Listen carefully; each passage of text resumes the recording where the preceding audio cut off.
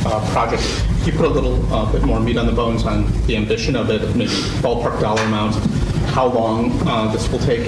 And then secondly, just a broad question about the meeting last night.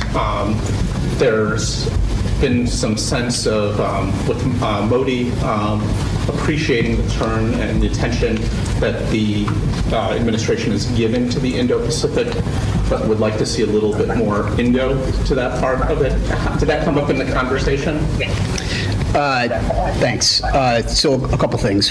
First, on the corridor project, I'm not going to get into the details and sort of scoop our own announcement in that way. I did want to preview it a bit for you all to give you some context. Taking a step back, though, from the details, I can give you a bit more of the strategic theory of the case for why we think this is important. First and foremost is the value proposition we see in a corridor linking these three key regions of the world and enabling the flow of commerce, of energy, of digital communications that we think is going to help increase prosperity at a time in which that is in high demand. Second, we have talked at great length about the broader global infrastructure gap, which is particularly acute in low and middle income countries, and much of the theory of the case of PGI is about doing what the United States can with our partners in filling that gap. Third, for the Middle East in particular, which historically has obviously often been a net exporter of turbulence and insecurity, to have the opportunity to play this key role in the kind of global connective tissue of commerce, of digital communications, of energy, linking these key regions, we think is a huge opportunity, building on our broader efforts over the last couple of years to turn the temperature down across the region, increase connectivity within the region, and address a conflict where we see it. But just taking one more step back on the theory of the case, we see this as having a high appeal to the countries involved, and also globally, because it is transparent, because it is high standard, because it is not coercive. We feel demand that we are being responsive to in these regions of the world. We are not going out and trying to impose anything on anyone, and so we feel good about what we have on offer. On your question about the Prime Minister and our Indo-Pacific strategy and implementation, I would be frankly surprised to hear the charge that you laid out, in part because of how intensive our focus has been on the bilateral relationship between the United States and India, but also on the broader Indian Ocean region. Given obviously the enormous steps forward that were made around Prime Minister Modi's state visit to Washington, if you go back and read the documents that emerged from that visit, the deep commitments that were made on both sides to enhance our cooperation, and then just to follow up only a few months later with this bilateral meeting last night that was important in its own right, but that also helped drive further implementation and outcomes, building on the high ambition of the state visit. And I think you all saw an extremely detailed joint statement that was released last night that is not just rhetoric. It is actual things that are happening in the world that the United States and India are driving together. And so I think we feel good about our investments here in India, here in this region, more broadly in the Indo-Pacific, and are going to continue implementing that strategy. Okay, we're going to start with somebody on the Zoom here. Who we got? Give people a chance. Alex Ward, let's kick it over to you. All right, Alex. Thanks. The first, in the Modi meeting, I just want to know if anything about the bulldozing of the slums came up at all. Did the president mention that as a way of just saying, hey, this is not how democratic nations behave? So, Alex, first, thanks for the question. What I will say is that the sort of state of democratic governance, both in the world and in each of our countries, is a core facet of the U.S.-India bilateral relationship. And both Prime Minister Modi and President Biden have said that, which means that those issues are very much on the agenda in every one of their conversations. What I'm not going to do, given the fact that we did a pretty extensive on-the-record readout of this meeting last night, website and also submitted, which I just referenced, quite an extensive and detailed joint statement, is go through sort of issue by issue and say what was covered and what wasn't. I mean, what I will say is we have got an enormously broad and consequential relationship with India, and all of these meetings take place in the context of limited time. So it would be, I worry, misleading to say what was above the line and below the line in terms of what they were able to cover. What I will say is the broad category of issue that falls into democratic governance and its state in the United States and in India was very much on the agenda. Okay. Go ahead, Justin. Justin's going to take it. Go ahead. Thanks, John.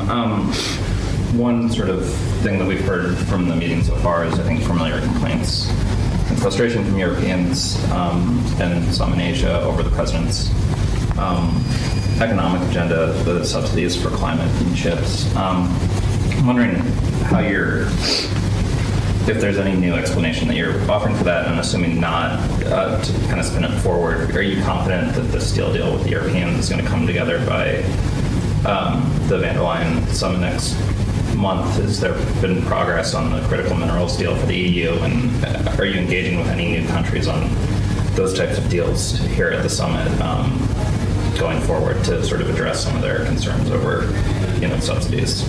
So first, thanks for the question, Justin. As you know, we have a deeply integrated economic relationship with countries across Europe, with the European Union as an entity.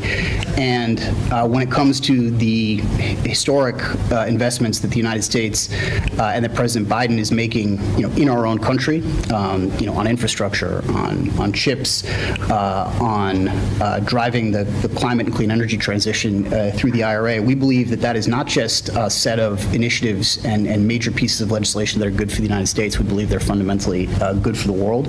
And we believe that our partners are increasingly seeing the value proposition, again, not just for us, but for them in what we are doing. We work extremely closely with those partners on ways in which they can be integrated and incorporated into what we are doing domestically, the ways in which it benefits them, their citizens, their companies, and we think that we are on a very constructive and positive track in making that case with our core partners. So beyond that, I'm not going to get into the specifics of steel or other kind of ongoing conversations, other than to say we consider these conversations extremely important. We're working very hard to make progress. Okay, who do we have online? We'll come back to you. On the Zoom.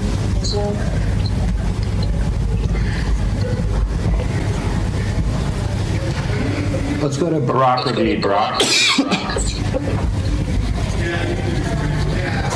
Hi, thank you for doing this. Hi, John. I missed the beginning of the briefing, so maybe you covered it, and if so let me know, and I'll look afterwards what you said.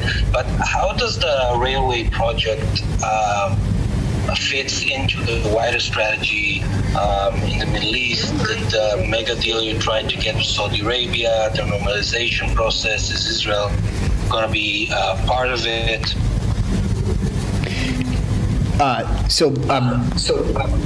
Sorry, Barack, were you finished?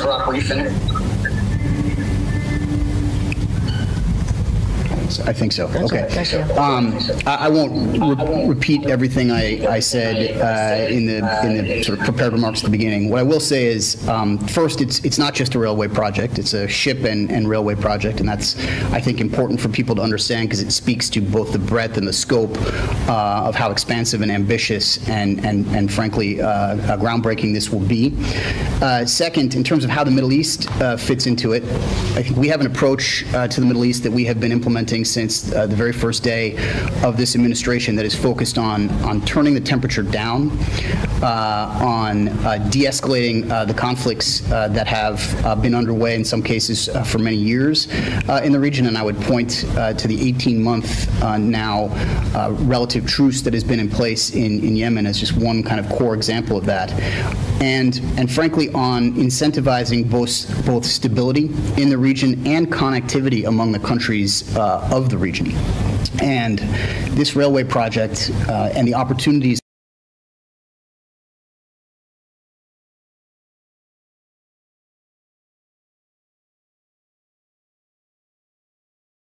step forward once these conversations can now get underway more formally with the launch of the MOU. Go ahead, Nandita. Thanks, great. John, you just spoke a little bit about China's absence from the summit, and you said if China is not committed to the success of the G20, then that is unfortunate.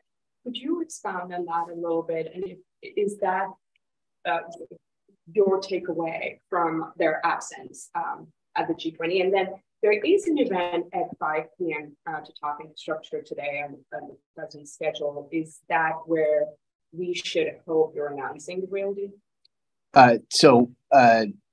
On your second question, yeah, that is likely to be the slot in which you'll learn more about what I've laid out. But look, on China, I feel like one interesting dynamic of China's kind of role in these institutions and some of the steps it takes in the world is that the United States is often called upon to explain actions that are taken by the Chinese government. And to be honest, I don't think we really see that as our role. We are focused on kind of our agenda here at the G20, on the leadership role that we see President Biden playing. And when you go through kind of the highlights of what is likely to be accomplished here, it is very much in line with and consistent with our global priorities and those of our partners. And we believe of the rest of the G20, including countries that China considers to be its core partners, like some of the BRICS countries that I mentioned earlier. As for why China isn't here, I don't see that as something for the U.S. to expound on or speculate about. One, I'm not sure we have a clear answer to that question. But two, really, it's incumbent upon the Chinese government to explain why a leader would or would not participate. What I was responding to, in many ways, was analysis that we see, which I think is also speculative about trying to explain China's participation or lack thereof. They will be represented here. They'll be represented at the premier level. And, beyond that, I think I'd leave it to them to explain the decision-making on their side. All right. Who do we have in the Zoom? Let's go to Ed O'Keefe next. Ed. Ed, are you there? Okay. Go ahead, Ozma. Can you hear me now? Oh, sorry. Oh, go ahead, Ed, and then we'll go to Ozma after that. Sorry about Ed, that. we can hear you. Thank you guys for doing this. Good. Real quick, can you give us, John, a sense of who else he might be meeting with, either formally or informally today? I realize this is fluid and it's kind of like going to a high school reunion where you never know who you're going to run into, but is there any better sense of who he might meet with formally or informally, which helps us fill out what we're telling folks back home, especially this morning on broadcasts? And then we know we're in another country that has different press rules and restrictions. Can we walk everyone through sort of why it is we may not be able to see certain things today and what we are now hopefully going to be able to have access to? I know there's been a lot of work on that by the White House with the Indian government, despite the fact that, for example, last night we were kept off the grounds during that meeting. Thank you.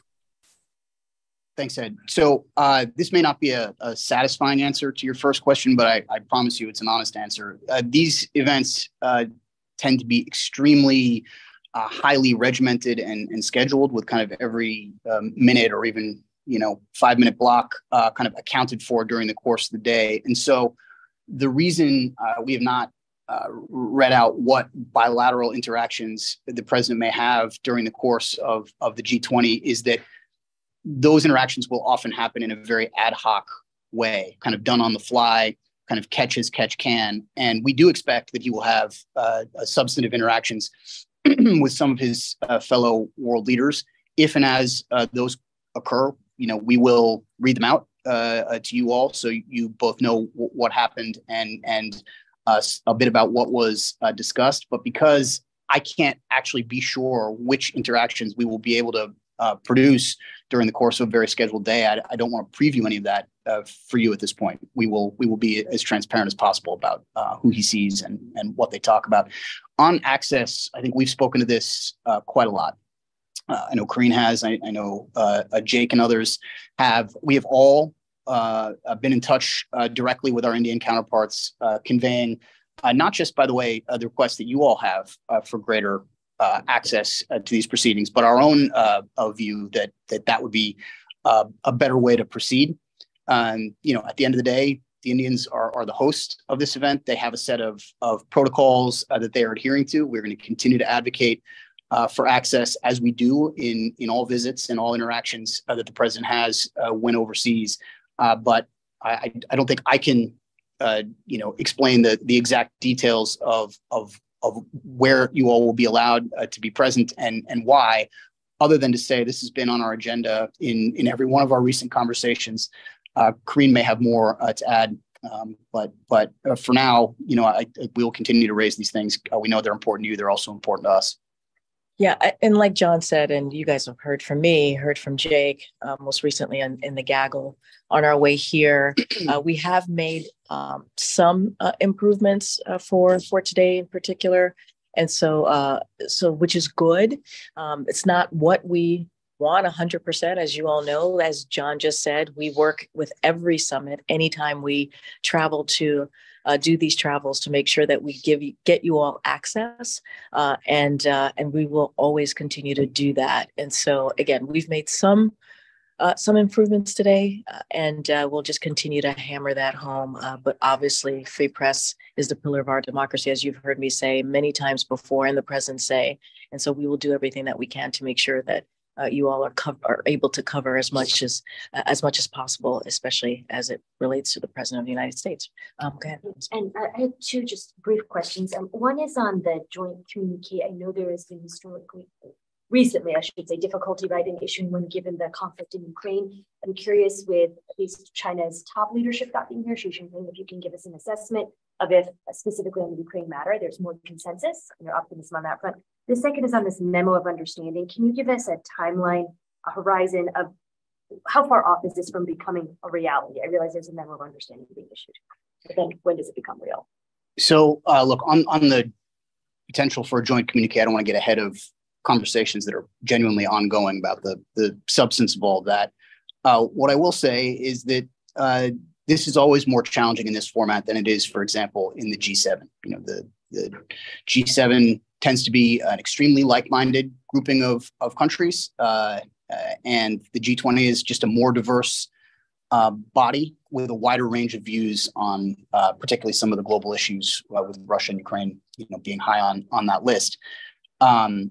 What I will say is that is part of what makes the G20 an appealing format for the United States. It gives us a chance to interact with and work with and take constructive steps with a wider range of countries, including some, frankly, that we don't see eye to eye with on every issue. But it's not lost on us, and I'm sure it's not lost on you, that getting agreement on specific language related to, for example, the Russia-Ukraine conflict in a body that includes Russia, which is the perpetrator of what is a war of aggression, is going to be more challenging. So we're working through those challenges. We think we have made a very compelling case for how we see that conflict to the other countries of the G20. We see outside of the context of this format, I think, increasingly constructive comments and approaches to the Russia-Ukraine conflict among some of the G20 members and other countries in the regions that they represent.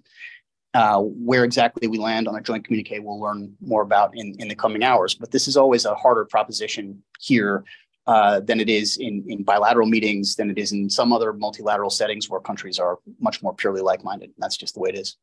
And then on the shipping corridor. Yeah, on the MOU. So look, all of that is going to be subject to the actual detailed conversations that the MOU will launch. And so, the exact timeline of kind of how long it'll take to play that out, I don't even want to speculate about at this point. What I will say is this is a long time coming.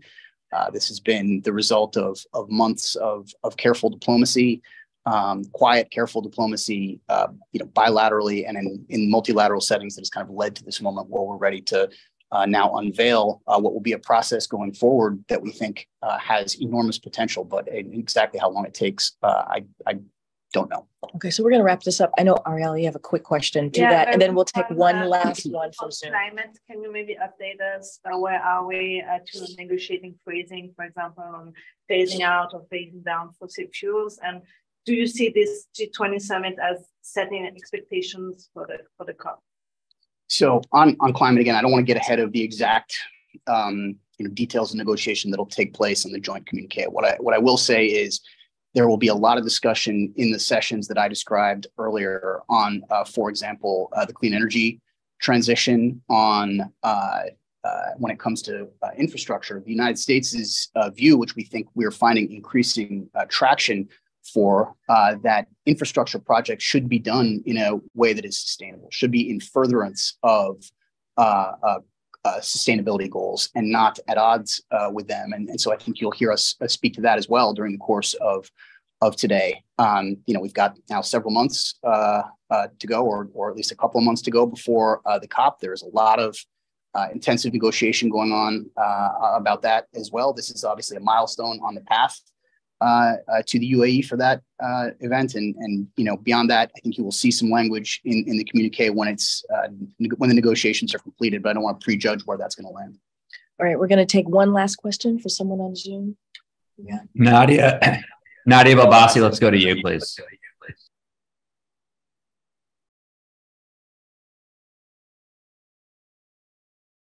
Hi, can you hear me? We can hear you. Go ahead, Nadia. Hello. Okay, great. Thank you, Karine. Thank you, John. On the infrastructure deal, by involving India, some say that actually the deal aims to counter increasing Chinese influence in the Middle East. Do you agree with this analysis? And at later stage, I know you don't want to go into the details of implementation, etc., but do you see Israel being involved at one stage, since you're talking about a greater Middle East? Thank you. Thank you. So what I will say is I realize the appeal of kind of the narrative that you just laid out, but the way we see the infrastructure project, and frankly the way we see all of PGI, is that it is an affirmative, positive agenda and kind of vision for global infrastructure that the United States and our partners are laying out, that we think has real appeal for countries in regions that are underserved by infrastructure, that have these enormous gaps that need to be filled. We do not see it as zero sum with other approaches to infrastructure. We are not asking countries to make this zero sum choice, but we do think the value proposition that we have to offer is high, and frankly, we have seen other efforts that are not as ambitious when it comes to high standards, when it comes to transparency, when it comes to sustainability, and that are fundamentally more coercive in nature. We feel good about the contrast that what we are offering provides. In terms of other countries beyond those that I've mentioned that are participating in the announcement today, I will let those countries speak for themselves about what role they may be playing. Then John, sorry, one last question from Sarah. Go ahead, Sarah. Thank you so much, Karine. Thank you, John. You said the president plans to raise the Russia's war in Ukraine in the first session. Zelensky was not invited to attend the G20 in person. Did the president make an appeal to Modi to have him participate virtually or in some other way, as he has in the past with international summits? I know Jake said yesterday it would be a good thing for Zelensky to have a role in the G20, and is the president disappointed that he doesn't in this one? So our view is that it is fundamentally a good thing when President Zelensky is able to make his case and Ukraine's case for how damaging this conflict has been to his people and to his country. That he is the most effective messenger for that, and that certainly in a format in which Russian representatives will be able to give their views about the conflict, it is appropriate for Ukraine to be able to offer its perspective. Ultimately, that was not and is not our decision. We did express our support for his inclusion. He will have no shortage of other opportunities to do that. He is a very credible and effective messenger for it. But you can expect that the United States and that our other partners who are working with Ukraine so closely and who have committed to doing so for as long as it takes will make that case quite forcefully in the context of these conversations. Okay. All right. Thanks, everybody. Okay. Have a great day.